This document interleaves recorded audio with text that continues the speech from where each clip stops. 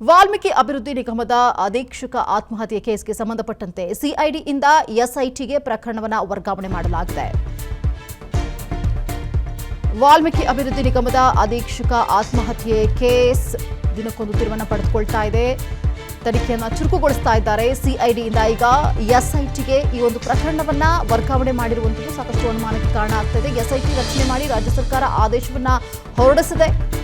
IPS ಅಧಿಕಾರಿ ಮನೀಶ್ ಖಬೀರ್ಕರ್ ನೇತೃತ್ವದ ತಂಡ ಇದು. ಸಿಐಡಿ ಆರ್ಥಿಕ ಅಪರಾಧ ವಿಭಾಗದ ಎಡಿಜಿಪಿ ಮನೀಶ್ 4 ಅಧಿಕಾರಿಗಳ ನೇತೃತ್ವದ ಎಸ್ಐಟಿ ತಂಡವನ್ನ ರಚನೆ ಮಾಡಿದೆ ಸರ್ಕಾರ.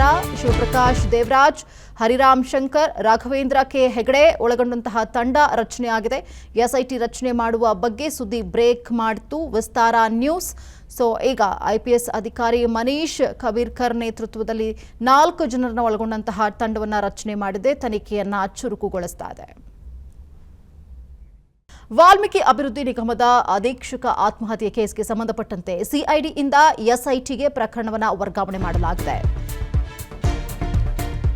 ವಾಲ್ಮೀಕಿ ಅಭಿವೃದ್ಧಿ ನಿಗಮದ ಅಧೀಕ್ಷಕ ಆತ್ಮಹತ್ಯೆ ಕೇಸ್ ದಿನಕ್ಕೊಂದು ತಿರುವನ್ನು ಪಡೆದುಕೊಳ್ತಾ ಇದೆ.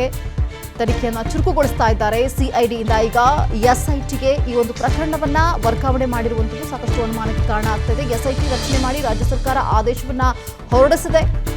ಐಪಿಎಸ್ ಅಧಿಕಾರಿ ಮನೀಶ್ ಖಬೀರ್ಕರ್ ನೇತೃತ್ವದ ತಂಡ ಇದು.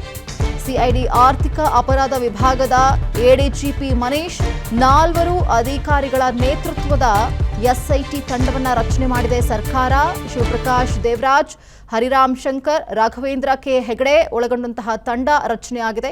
ಎಸ್ಐಟಿ ರಚನೆ ಮಾಡುವ ಬಗ್ಗೆ ಸುದ್ದಿ ಬ್ರೇಕ್ ಮಾಡಿತು ವಿಸ್ತಾರ ನ್ಯೂಸ್.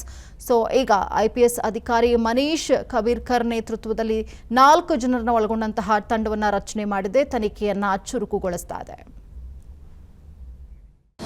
ಅನುಕ್ಷಣದ ಸುದ್ದಿಗಳಿಗಾಗಿ ವಿಸ್ತಾರ ನ್ಯೂಸ್ ಯೂಟ್ಯೂಬ್ ಚಾನೆಲ್ ಸಬ್ಸ್ಕ್ರೈಬ್ ಮಾಡಿ. ಹೊಸ ಸುದ್ದಿಗಳ ನೋಟಿಫಿಕೇಶನ್ಗಾಗಿ ಬೆಲ್ ಐಕಾನ್ ಕ್ಲಿಕ್ ಮಾಡಿ. ಲೇಟೆಸ್ಟ್ ಅಪ್ಡೇಟ್ಸ್ಗಾಗಿ www.vistaranews.com ವೆಬ್ಸೈಟ್ಗೆ ವಿಸಿಟ್ ಮಾಡಿ. ಅಂಗೈಯಲ್ಲೇ ಜಗತ್ತಿನ ಸುದ್ದಿ ತಿಳಿಯಲು ವಿಸ್ತಾರ ನ್ಯೂಸ್ ಕನ್ನಡ ಆಪ್ ಡೌನ್ಲೋಡ್ ಮಾಡಿ.